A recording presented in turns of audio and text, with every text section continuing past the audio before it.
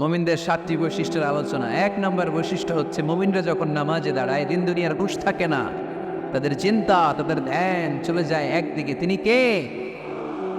সাইয়েদনা আলী রাদিয়াল্লাহু তাআলা আনহু যুদ্ধের ময়দানে মারাত্মকভাবে জখম হলেন, আহত হলেন। পায়ের ভেতরে যে আদের ময়দানে তীর ঢুকে গেল, তীর কেউ টেনে বের করতে পারে না, এতটাই জখম হয়েছে। তীর ধরে টান মারলে তিনি চিৎকার মারে। বিশ্বনবী দেখলেন অবস্থা বেগতিক। আল্লাহর হাবিব বললেন, তীর ধরে টানাটানির দরকার নাই, যেহেতু টান মারলে ব্যথা পায়, ছেড়ে দাও, আজান দাও বেলাল, তুমি আজান দাও, একামত দাও। এক সাহাবীরে বললেন, আমি যখন নামাজে দাঁড়াবো, আলী যখন নামাজে দাঁড়াবে, নামাজরত অবস্থায় তুমি তোমার নিজের দায়িত্বে আলীর পায়ের ভেতর থেকে তীরটা টেনে বের করে ফেলবা। আজান দেয়া হলো, একামত হলো, বিষ্ণু ইসলাম নামাজ পড়তে শুরু করলেন। সাইয়েদনা আলী রাদিয়াল্লাহু তাআলা আনহু নামাজে দাঁড়ালেন। ওই সাহাবী দাঁড়ান নাই, বিশ্বনবীর পরামর্শ অনুযায়ী কাতারের ভেতর দিয়ে যে বিশ্বনবীর মেয়ের জামাতা সাইয়েদনা আলী রাদিয়াল্লাহু তাআলা আনহুর পা থেকে টান মেরে তীর বের করেছে। টান দিয়ে তীর খোলা হয়েছে, কিন্তু সাইয়েদনা আলী মুহূর্তের জন্য টের পান না। আগে টান মারতেছে, ব্যথা পায়, চিৎকার মারে, কিন্তু সালাতের অবস্থায় টান মেরে তীর বের করেছে, উনি টেরই পান নাই। আল্লাহু আকবার। তার মানে যখন নামাজে তিনি দাঁড়িয়েছেন, দিন দুনিয়ার হুঁশ তার ছিল না। তার হুঁশ, জ্ঞান, চিন্তা সব কিছু চলে গিয়েছে একজনের দিকে, তিনি কে? এজন্য বিশ্বনবী বলতেন, আনতা আবুদাল্লাহা কাআন্নাকা তারা ফাইন লাম তাকুন তারাহু ফাইন্নাহু ইয়ারাক। এমন ভাবে নামাজ পড়বে, মনে করবে তুমি আল্লাহকে দেখে দেখে নামাজের মুসল্লায় আছো। ঠিক না? যখন নামাজ পড়বা ভাববা তুমি আল্লাহকে দেখছে। আর যদি এটা কষ্ট হয়, অ্যাটলিস্ট এটা ভাবো যে আল্লাহ তোমায় দেখছে। আমাদেরকে দেখে কে? আমি যে নামাজ পড়ি দেখে কে? এই চিন্তাটা মাথায় থাকার দরকার আছে না নাই? আনতা আবুদাল্লাহা কাআন্নাকা তারা ফাইন লাম তাকুন তারাহু ফাইন্নাহু ইয়ারাক। এমন ভাবে নামাজ পড়ো, এটা চিন্তা করো যে আল্লাহ তোমায় দেখছে। আল্লাহ ইজ ওয়াচিং মি, তাই না? আল্লাহ ইজ অবজার্ভিং মি, আমার আল্লাহ আমাকে দেখছে। এই চিন্তা করে যদি নামাজ পড়েন, ফুসুফুদু বাড়ায় দিবে কে? এক সাহাবী নামাজে পড়তেছে, দাড়িও টানতেছে, এরকম নামাজে পড়ে দাড়িও টানে, এরকম আল্লাহর ওলি আছে না নাই? হ্যাঁ, আছে।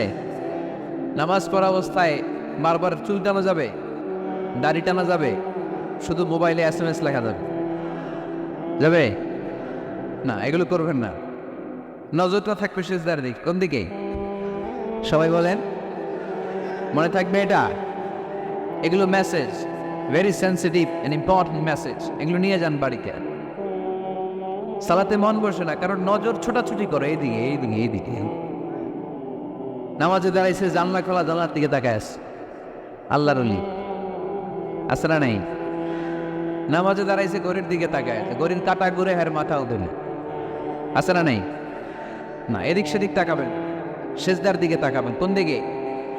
আল্লাহ 3টা চান্স দেয়। কয়টা?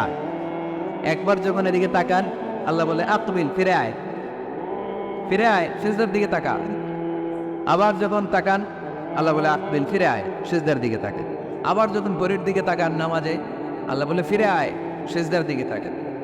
3বারের পরেও যখন আবার অন্যদিকে নজর করেন, আল্লাহ বলে লা হাজরাতা লি ইলা সালাতি, তোর এই নামাজের দরকার আমার নাই। নাউজুবিল্লাহ পড়বেন না? যে আল্লাহরে খুশি করার জন্য এত সময় ব্যয় করে, এই কষ্ট করে শীতের রাতে ওযু করে নামাজে দাঁড়ানো, ওই আল্লাহ যদি বলে এই নামাজের দরকার নাই, তো নামাজে নজরটা থাকবে কোন দিকে? অনেকে এগুলো করে, অনেক মুরব্বী বাবারাও করে, আমি দেখেছি। মুরব্বীরা অনেক সময় নামাজ পড়ে ঘরে কেউ ঢুকলে এমনি তাকান, আছে না নাই? মুরব্বী বাজানকে বুঝাই দেবে যে নিয়ম হচ্ছে সেজদার দিকে তাকানো। কোন দিকে তাকানো? খেয়াল থাকবে তো? সাহাবারা যখন নামাজে দাঁড়াতেন, সফরে যখন মরুভূমিতে সালাত আদায় করতে দাঁড়াতেন, মরুভূমির পাখিগুলো সাহাবাদের মাথায় এসে বসে যেত। কারণ পাখি মনে করতে এগুলো খেজুর গাছ। কি গাছ? নড়ে না, চড়ে না, ঠায় দাঁড়িয়ে আছে। পারা যাবে না এরকম নামাজ পড়তে? ইনশাল্লাহ পড়ে। আল্লাযীনা হুম ফি সালাতিহিম খাশিউন, মুমিনদের প্রথম গুণ, তারা যখন নামাজে দাঁড়ায় ভীত সন্তুষ্ট হয়ে খুশু খুদুর সাথে, একাগ্রতার সাথে নামাজ পড়ে। With full of solemnity and submission. ডানে বায়ে তাকায় না, তারা সবসময় টেনশনে থাকে আল্লাহ আমার নামাজ কবুল করলে তো। আর তারা ভাবে হতে পারে এটাই আমার জীবনের শেষ নামাজ। It could be my final সালাত, পারফর্ম দ্য সালাহ as if this is your last and final prayer. এমনভাবে নামাজ করো, চিন্তা করো যে হতে পারে এটাই তোমার জীবনের শেষ নামাজ, আর হয়তো আমি আল্লাহর সিজদা দেওয়ার সুযোগ পাবো না। আজকের মাহফিল শেষ করে আমরা বাসায় পৌঁছতে পারবো, কোনো গ্যারান্টি আছে আমার? আর 10 মিনিট হায়াত আছে আমার, কোনো গ্যারান্টি নাই। আর 2 মিনিট বাঁচবো, গ্যারান্টি আছে? শ্বাস যেটা নিলাম এটা ফেলতে পারবো, গ্যারান্টি আছে? তো মুসল্লায় যে দাঁড়াইলেন, নামাজ যে পড়লেন, এরপরে আরেকবার নামাজের সুযোগ পাবেন, গ্যারান্টি আছে? তো তাহলে প্রত্যেক নামাজের সময় মুসল্লায় দাঁড়িয়ে আমরা এটা ভাবি না কেন যে এটাই হতে পারে আমার শেষ নামাজ? This could be my final সালাত, হতে পারে এটাই আমার শেষ নামাজ। এরকম চিন্তা নিয়ে যদি আপনি নামাজে দাঁড়ান তাহলে মন এদিক সেদিক যাবে। অনেকে নামাজেও দাঁড়ায়, আবার টেলিভিশনে কোন নিউজ দিচ্ছে ওইটার টেনশনও থাকে, আছে না নাই? নামাজেও দাঁড়ায়, শেয়ার বাজারের দাম বাড়লো না কমলো টেনশন করে। নামাজেও দাঁড়ায়, মাশরাফি ছক্কা মারলো না আউট হইলো, টেনশন আছে না নাই? যার যেদিকে আগ্রহ ওইটা নিয়ে পড়ে থাকে নামাজে, ওই নামাজকে আল্লাহ কবুল করবে? এজন্য এমনভাবে সালাতে দাঁড়াবো, ভাববো যে হতে পারে এটাই আমার জীবনের শেষ নামাজ। আজকে যদি বলা হয় রাত 12টায় মালাকুল মাউত এসে আপনার রুহু নিয়ে যাবে, this night is your last night in your life, আপনার জীবনে এটা শেষ রাত, এখন আপনি যে নামাজের সুযোগটা পাবেন, লাস্ট চান্স, আপনি ওই দিন কি করবেন? কত সুন্দর করে অজু বানাবেন, তাই না? সাদা দপ্তবে পাঞ্জাবি পরে আতর মাখবেন, মসল্লাটা বিছিয়ে, হায় রে কি সুন্দর নামাজ, কি সুন্দর রুকু দিবেন আপনি। ওই দিনের রুকুটা হবে আপনার জীবনের শ্রেষ্ঠ রুকু, ওই দিনের সেজদা হবে আপনার জীবনের শ্রেষ্ঠতম সেজদা। সেজদায় লুটিয়ে পড়ে চোখের পানি দিয়ে আপনি জায়নামাজ ভিজিয়ে দিবেন, তাই না? কারণ আপনি confirm this is your last সালাহ, এটা আপনার শেষ নামাজ। তো প্রত্যেক ওয়াক্তে যে দাঁড়াই, কোনো গ্যারান্টি আছে যে আরেকটা নামাজের সুযোগ পাবো? তাহলে প্রতি ওয়াক্তেই আমরা এটা ভাবি না কেন যে এটা আমার জীবনের শেষ নামাজ হতে পারে? বিশ্বাসীরা যখন নামাজে দাঁড়ায় তারা ভাবে it could be my last and final সালাহ, চিল্লায় বলতে হবে, ঠিক কিনা? এজন্য আল্লাহ বললেন قد أفلح المؤمنون الذين هم في صلاتهم خاشعون, সফল হয়েছে তারা, ঈমান এনেছে যারা। ঈমানদারের প্রথম গুণ, তারা যখন নামাজের জন্য মুসল্লায় দাঁড়িয়ে যায়, দিন দুনিয়ার হুঁশ তার থাকে না, তার ধ্যান জ্ঞান চলে যায় একজনের দিকে, তিনি কে? ধীরস্থিরভাবে সালাত করতে হয়, তা'দীলুল আরকান মেনটেইন করে। এক সাহাবী নামাজ পড়ে আল্লাহ রাসূল সাল্লাল্লাহু আলাইহি ওয়াসাল্লামের কাছে আসলেন। আল্লাহ রাসূল বললেন সল্লি ফাইন্নাকা লাম তুসল্লি, যাও নামাজ পড়ো, নামাজ হয় নাই। আবার নামাজ করলেন, আবার আসলেন, আল্লাহ রাসূল একই কথা বললেন, সল্লি ফাইন্নাকা লাম তুসল্লি, রিপিট ইউর সালাত because you didn't offer your সালাহ in a correct way, in a correct manner, সঠিক পদ্ধতিতে সালাত হয়নি। উনি কি করবেন? আবার যে বললেন, আবার আসলেন, আল্লাহ রাসূল বললেন সল্লি ফাইন্নাকা লাম তুসল্লি, সালাত পড়ো, হয় নাই। এবার সাহাবী কেঁদে দিলেন, বললেন ইয়া রাসূলুল্লাহ, এর চেয়ে ভালো করে তো আমি পড়তেই জানি না। আল্লাহ রাসূল সাল্লাল্লাহু আলাইহি ওয়াসাল্লাম সাহাবীকে জড়িয়ে ধরলেন, বললেন আসো তোমারে শিখাইয়া দেই, যখন নামাজে দাঁড়াবা তাড়াহুড়ো করবে না। There is no rushing in সালাত, there is no hastiness in সালাত, সালাতে তাড়াহুড়ো নাই। যখন দাঁড়াবা রিল্যাক্স, যখন রুকুতে যাবা রিল্যাক্স, সিজদায় লুটিয়ে পড়বা রিল্যাক্স। তাড়াহুড়ো করা যাবে? রুকুতে যখন যাবা পিঠটাকে সোজা করে, স্ট্রেট ফরওয়ার্ড। আল্লাহ রাসূল সাল্লাল্লাহু আলাইহি ওয়াসাল্লাম যখন রুকু দিতেন, ওনার রুকু দেওয়া পিঠটা এতটাই স্ট্রেট ফরওয়ার্ড আর সোজা হতো, সাহাবারা বলতেন এখানে পানির গ্লাস রেখে দিলে পানিটাও কাঁপতো না, গ্লাসটাও নড়তো না। তার মানে রুকুর পিঠ খুব বাঁকা ছিল, তাই না? কি ছিল? স্ট্রেট ফরওয়ার্ড, সোজা। লা ইয়াসিফু ওয়া লা ইয়াকনিউ, আমাদের অনেকের মাথা অনেক নিচু চলে যায়, অনেকেরটা এরকম থাকে না, স্ট্রেট ফরওয়ার্ড।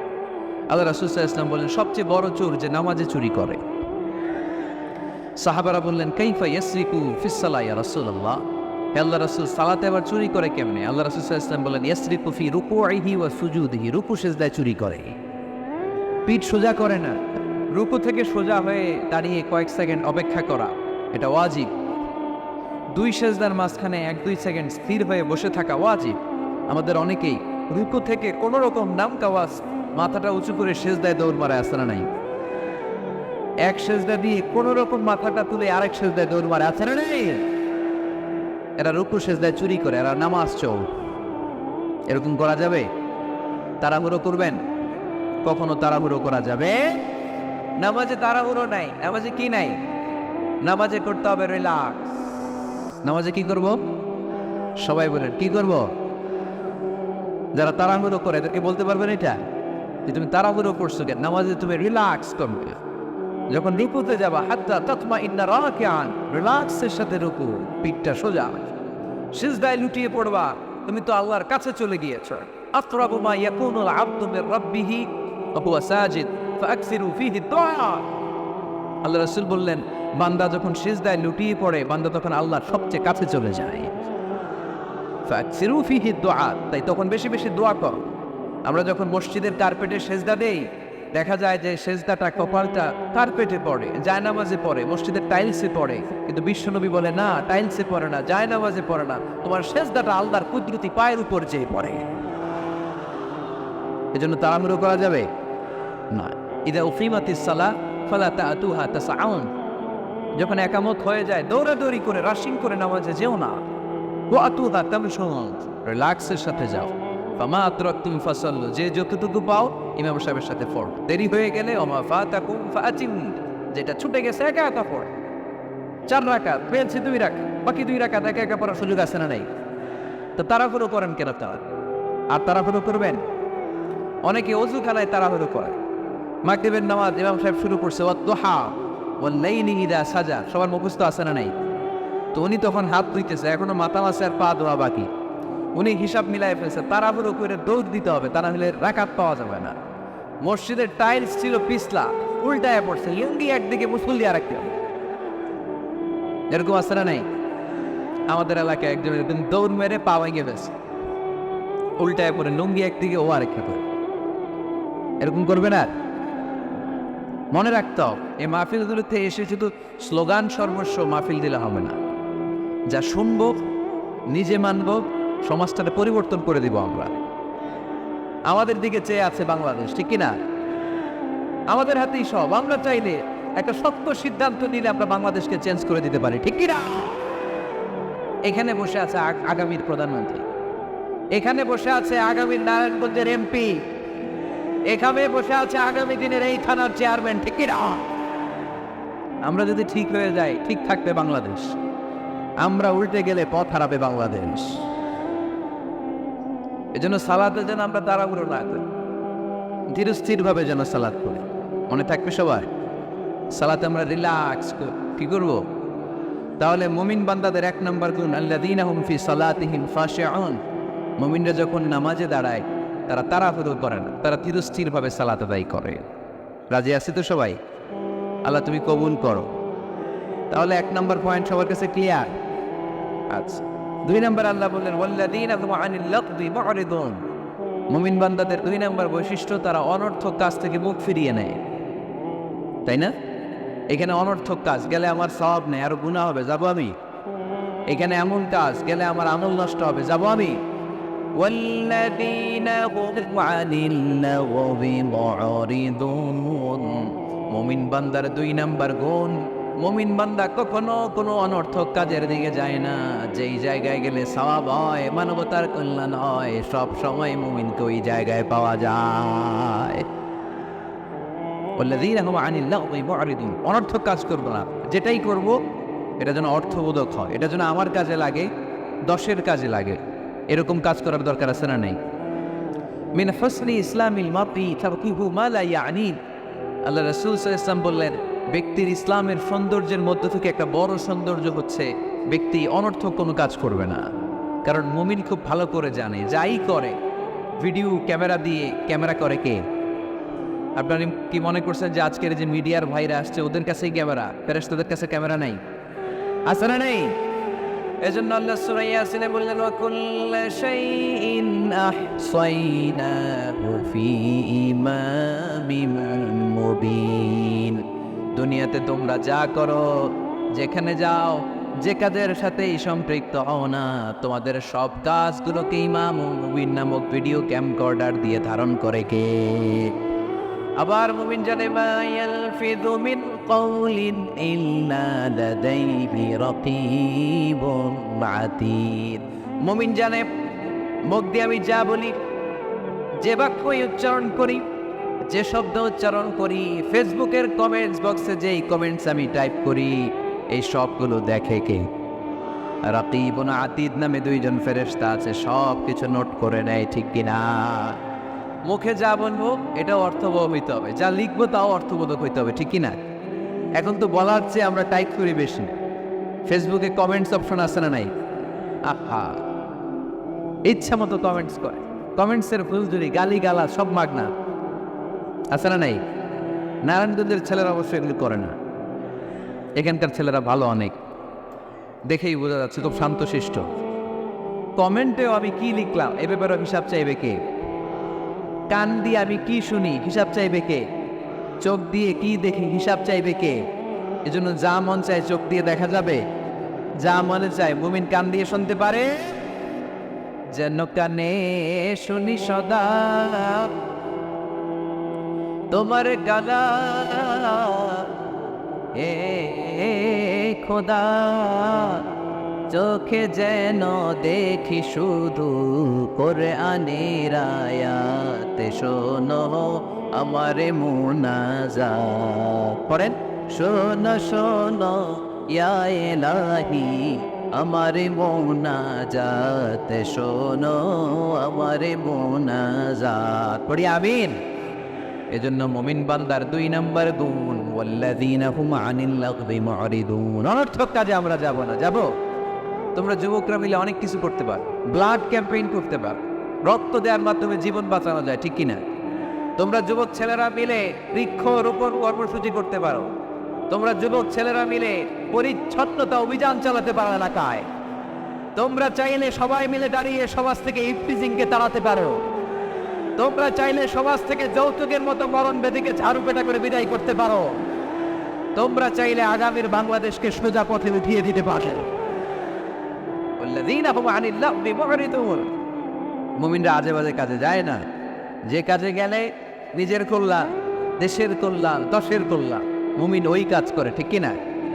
তাহলে অনর্থক কোনো কাজে আমরা যাব যেটাতে সওয়াব নেই, যেটাতে গুনাহ হয়, যেটাতে সবার অকল্যাণ, ওটাতে আমরা যাব? 2 নম্বর গুণ, ওয়াল্লাযীনা হুম আনিল লাগবি মুরিদুন। অনর্থক কাজ দেখি মুখ ফিরায় নিতে হবে, সালাম দিয়ে আমরা কেটে বলবো। আর ভালো কাজে আমি সবার আগে, ভালো কাজে আমি যুগ জামানা পাল্টে দিতে চাই না অনেকজন। এক মানুষই আনতে পারে জাতির জাগরণ, এক মানুষই বিপদকালে বাঁচায় কাফেলায়, ক্ষুদ্র ডিঙি বাঁচায় জাহাজ অসীম দরিয়ায়। সমাজ পরিবর্তনের জন্য এতজন দরকার নাই, একটা ওমর হইলে বাংলাদেশ সোজা হয়ে যাবে, ঠিক কিনা? একজন ইমাম মাহাদি হলে গোটা বাংলাদেশটা ঠিক করে দেবে কে? ওই ওমরের মতো যেন আমরা হতে পারি, আমরা যেন পরিবর্তনের নায়ক হতে পারি। আল্লাহ তুমি তৌফিক দাও। আর জোরে আমিন। ওয়াল্লাযীনা হুম আনিল লাগবি মুরিদুন। অনর্থক আজে বাজে কাজে আমরা যাব, ভালো কাজ যেখানে আমরা যাব। তাহলে প্রথম গুণ কি ছিল? সালাতে খুশু খুদু, আল্লাহর ভয়, আল্লাহর চিন্তা নিয়ে সালাত পড়ে। 2 নম্বরে অনর্থক কাজে মুমিনরা যাবে। 3 নম্বরে আল্লাহ বললেন, ওয়াল্লাযীনা হুম লিয-যাকাতি ফাঈলুন। আমার মুমিন বান্দাদেরকে আমি ধন সম্পদ দিয়ে যদি ধনী বানিয়ে দেই, ওই সম্পদ থেকে গরিবদের জন্য তারা দান করে। দে যাকাত, দে যাকাত, তোরা দে রে যাকাত, তোর দিল খুলবে পরে, আগে খুলু খা। দে যাকাত, দে যাকাত, তোরা দে রে যাকাত, ঠিক কিনা? ওয়াফি আমওয়ালিহিম হাক্কুল লিসাইলি ওয়াল মাহরুম। তোমার সম্পদে গরিব দুঃখীর অধিকার আছে। আমি যে যাকাত দেই, এটা আমি কিন্তু করুণা করি না, বরং ও যাকাত নিয়ে ও আমারে করুণা করে। কথা বুঝতে পেরেছেন? আমি যাকাত দেওয়াটা আমার উপর ফরজ, কিন্তু যে গরিব ওর জন্য কি যাকাত নেওয়া ফরজ? ওর ঘরে টাকা নাই, ও বললো আমি রোজা রাখি কিন্তু যাকাতের টাকা নিব না, কোনো সমস্যা আছে? কিন্তু আমি যদি জাকাত দিব না, সমস্যা আছে না নাই? তাহলে আমি করুণা করি নাই, ও যে আমার থেকে জাকাতের প্যাকেটটা নিয়ে এই বিশাল ফরজ ইবাদত পালনে আমার সহায়তা করলো, ও আমারে করুণা করেছে, ও এসে আমার দয়া দেখিয়ে গিয়েছে, ঠিক কি না? তো অনেকে জাকাতের শাড়ি দেয়, লুঙ্গি দেয়, আবার মাইকে ঘোষণা দিয়ে দেয় অমুক দিন জাকাতের শাড়ি দেয়া হোক, লুঙ্গি দেয়া হোক। আফা, গরিব মানুষগুলো ধাক্কা ধাক্কি করে পদপৃষ্ট হয়ে মারা যান। কিয়ামতের দিন মার্ডার কেসের আসামি করে তোরে আল্লাহ দাঁড় করাবে। তোমার কারণে এই মানুষগুলো মারা গিয়েছে, অব্যবস্থাপনার কারণে। এরকম নিউজ বাংলাদেশে আছে না নাই? জাকাতের শাড়ি বলে কোনো শাড়ি আছে? জাকাতের লুঙ্গি বলে কোনো লুঙ্গি আছে? সমাজ থেকে দারিদ্রতা বিমোচনের জন্য জাকাত এমন কিছু দিবেন যাতে করে সে কিছু করে খেতে পারে। সিএনজি কিনে দেন একটা, ছেলেটা সিএনজি চালাবে, অটোরিকশা চালিয়ে স্বাবলম্বী হবে, ঠিক কিনা? অস্ট্রেলিয়ান গাভি কিনে দেন, গরুর দুধ বিক্রি করে স্বাবলম্বী হবে, ঠিক কিনা? ঝালমুড়ির একটা দোকান বানায় দেন, চায়ের একটা দোকান বানায় দেন, চা বিক্রি করবে, ফুচকা বিক্রি করে, ও চলবে, ফ্যামিলিও চলবে। আর যদি একটা শাড়ি, একটা লুঙ্গি, 1 কেজি সয়াবিন তেল আর 1 কেজি চাল দিয়ে দেন, এটা নিয়ে দুপুর পর্যন্ত চলবে, রাত্রেবেলায় আরেক জায়গায় লাইনে দাঁড়াবে। দারিদ্রতা কি দূর হবে? একদিকে গাছতলা, আরেকদিকে 5 তলা, ওই বাংলাদেশ আমরা চাই না, ঠিক কিনা? অর্থের সুষম বন্টনের জন্য যাকাতকে ফরজ করেছে কে? এজন্য আল্লাহ বলেন, আল্লাযীনা হুম লিয-যাকাতি ফাঈলুন। আমার মুমিন বান্দারা 3 নাম্বার গুণ, তারা যাকাত দেয়, তারা সম্পদ জমিয়ে রাখে না।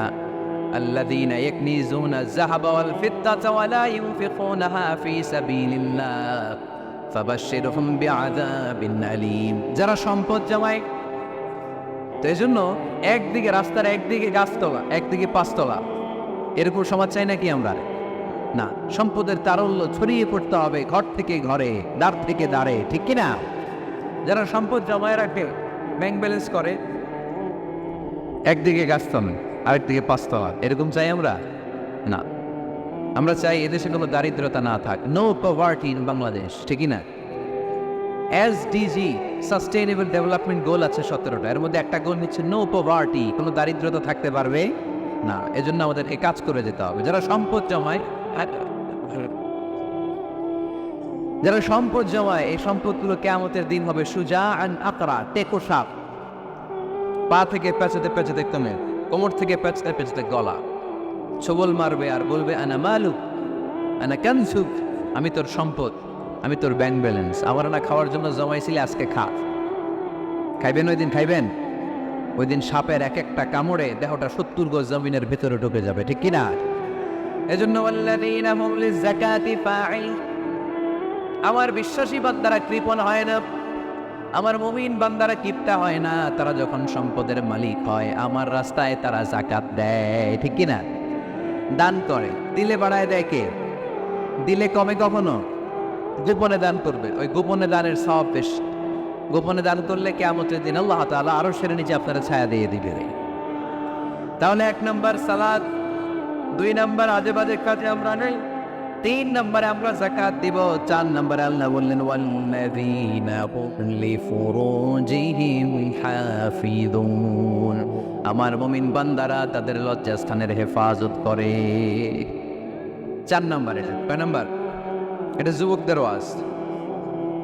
লজ্জাস্থানের, দে গার্ড দেয়ার প্রাইভেট, লজ্জাস্থানের হেফাজত করতে হবে। আল্লাহ রাসূল সাল্লাল্লাহু আলাইহি ওয়াসাল্লাম বললেন, মাইয়াতমানলি মা বাইনা লিহিয়াইহি ওয়া মা বাইনা রিজলাইহি আতমান লাহুল জান্নাহ। খুব জরুরি হাদিস, যুবক ভাইরা খেয়াল করে শুনুন। যে ব্যক্তি 2টা অঙ্গের গ্যারান্টি, বিষ্ণু বললেন, আমার যে উম্মত 2টা অঙ্গের গ্যারান্টি আমারে দেয়, আমি নবী তারে জান্নাতের গ্যারান্টি দেয়। 1 নাম্বার, মা বাইনা লিহিয়াইহি, এই 2 জোয়ালের মাঝখানে যে অঙ্গ থাকে, সে যদি গ্যারান্টি দেয় ওই অঙ্গের পাপ করবে না, মানে জিহ্বা। সে যদি ওয়াদা দেয়, জিহ্বা দিয়ে মিথ্যা বলবে না, চুগলখড়ি করবে না, একজনের কথা আরেকজনের কানে লাগাবে না, এই ওয়াদা যদি দেয়। আরেক হলো 2 রানের মাঝখানে যা আছে, মানে লজ্জাস্থান, এই জিহ্বার লজ্জাস্থান দিয়ে কোনো পাপ কাজের সাথে সে জড়িত হবে না। এই গ্যারান্টি যদি কোনো উম্মত আমারে দেয়, আমি নবী তারে জান্নাতের গ্যারান্টি দে। You have to guard in private. বিবাহ বহির্ভূত কোনো সম্পর্ককে ইসলাম জায়েজ করে নাই। এজন্য এগুলো করা যাবে? গার্লফ্রেন্ড বয়ফ্রেন্ড করা যাবে? গার্লফ্রেন্ড আছে কার কার? দেখি আত্মনাতে, মাশাআল্লাহ, সাহস আছে ওদের, বুকের পাটাস। আত্মা বাবা ডাক এই গার্লফ্রেন্ড বয়ফ্রেন্ডের সাথে আমাদের কোনো সম্পর্ক, আমরা বিয়ে করব। কি করব? বিয়ে করব। চেয়ারম্যান সাহেব বিয়ে করাই দিয়ে গেলে আপনার দায়িত্বে দিয়ে গেলাম।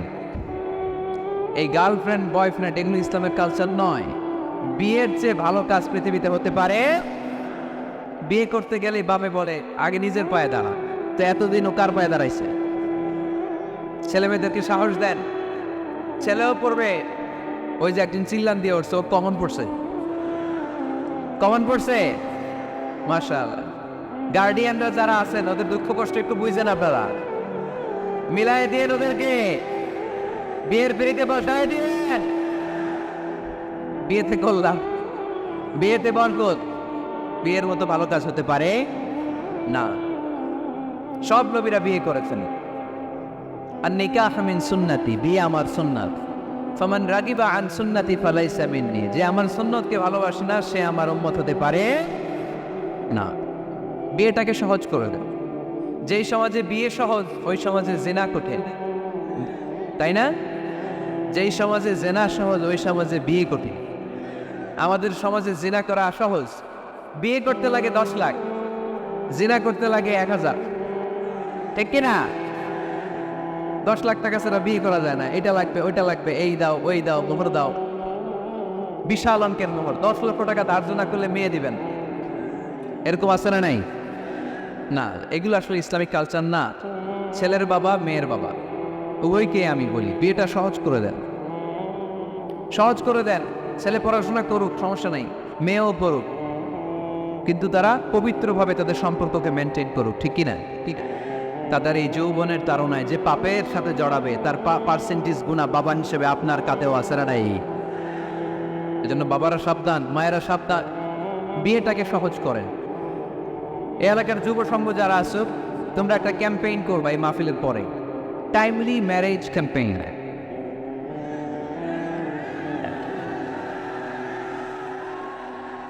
Timely marriage campaign.